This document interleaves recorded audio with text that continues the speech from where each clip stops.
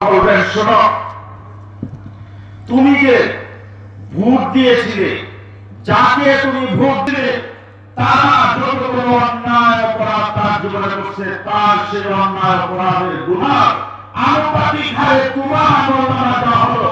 কারণ তুমি যদি তাকে ভোট না দিতে, সমর্থন না দিতে, তাহলে সে মেম্বার হইতে পারতো না, চেয়ারম্যান হইতে পারতো না, এমপি হইতে পারতো না, সে গুনাহগুলো সে করতো না।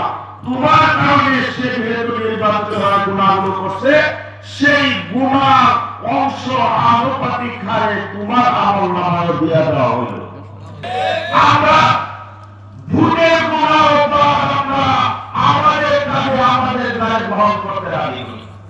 এখানে আমি একবার নির্বাচনের ডাক দেয়া, এটা হলো তওবা আন্দোলন, তওবা নির্বাচন। সেটা কি, যে মানুষ অপাত্রে অযোগ্য পাত্রে ভোট দিয়ে যত গুনাহ করেছে, তার তওবা হলো সৎযোগ্য পাত্রে ভোট দেওয়া।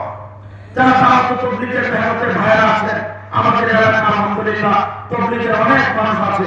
একটা কথা আমরা বয়ান করে থাকি, যে আমরা যদি কেউ জীবনে নামাজ কাজা করে থাকি, তাহলে ওই কাজা নামাজের তওবাটি সারাদিন যদি 1000 টাকার তসবিহ নিয়ে সে জপতে থাকে, আল্লাহ তওবা করতেছি, আল্লাহ মাফ করে দাও, হুজুর বসা আছে অনেক বড় মাপের আলে।